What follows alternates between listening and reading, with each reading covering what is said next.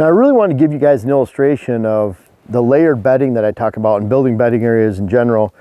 We did that last year in a different spot. We were talking about a food plot edge, switchgrass, bedding, and then working on bedding going down. And this is a little bit different scenario right here where when we go this way, we have a big sumac line, and then out there we have switchgrass. The switchgrass actually winds along this upper edge, and then we have ag fields on the neighbors. And what we're trying to do is hold deer up in the top of this hollow a little bit better. That doesn't start with going down here into the lower level and building, quote, buck beds or working on where we expect bucks to bed first. Because if we don't have proper bedding up here, if we don't have the intermediate bedding about 60, 70 yards down on this bench below us, then why are we going to have bucks bedding in there? So you don't find that bucks will bed up by this edge. And if this is all open cover, the first spot that any deer would be in there. And does, especially when it's adjacent to food, we have major food plots over there about 300 yards. Food plots that way about 500 yards. But when you get into areas of edge like this, does and fawns want to bed on that edge.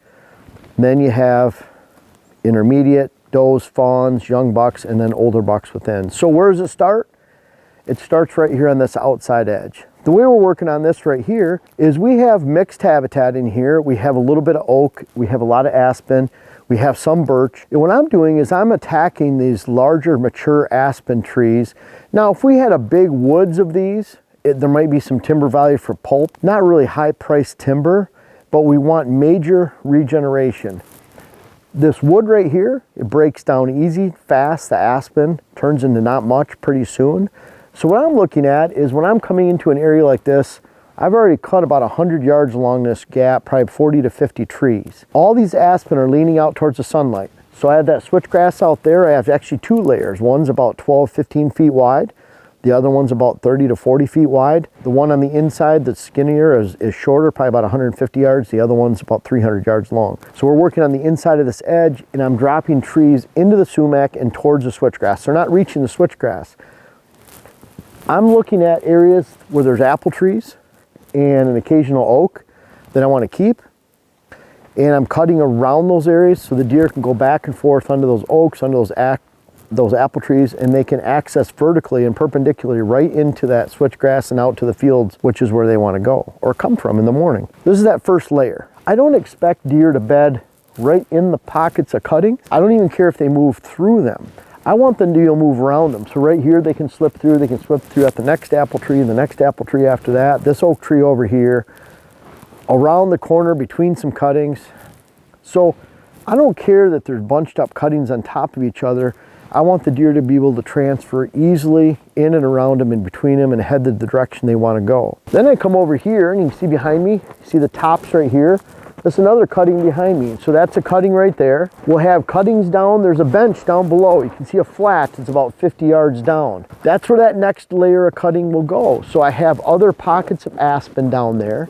Some really mature ones. You know, some of these down here are 14, 16 inches in diameter.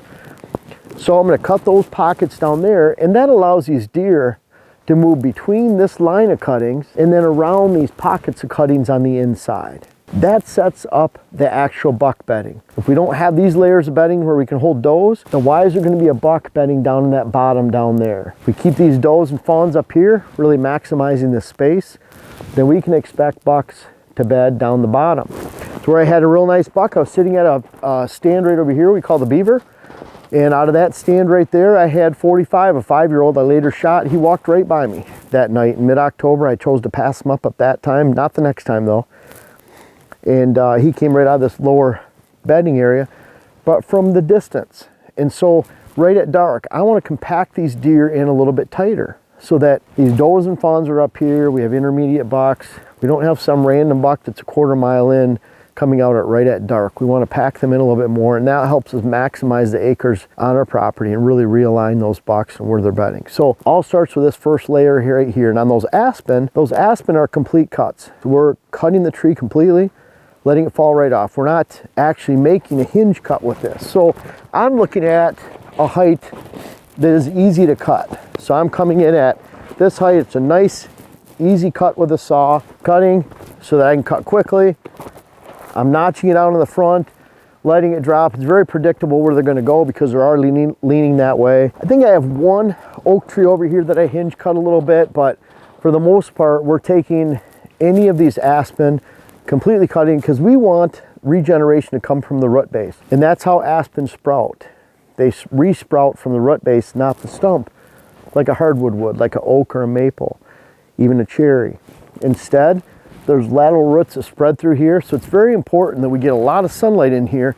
And so when I look to the westerly sky right here for the afternoon and setting sun, we're going to spill this area with sunlight. Sunlight will help this regeneration explode. It's great deer value food. We have a lot of rabbit tracks around here. Rabbits love the cover. We have a soft edge out here of hardwood regenerations and sumac. It's perfect turkey nesting. And then we have pheasants starting in the area. Just in the last week, we've seen 2 rooster pheasants about a half mile apart, 3/4 mile apart on the property, which is incredible to see because there's not a lot around here, but we're producing the habitat of edge that not only helps whitetails, but helps all kinds of small game species, turkeys, rabbits, pheasant, and it all starts with this edge right here. I hope that makes sense. You're starting on the outside in. Think about protecting the walls of a fort. You don't have a fort if you just have the kitchen, the mess hall, the barracks. You have to have those walls of the fort to protect everyone on the inside. And that's the same with deer. They want this edge right here. That's the first step, and then we work within. So really good, easy way to build a bedding area. It starts with these layers right here.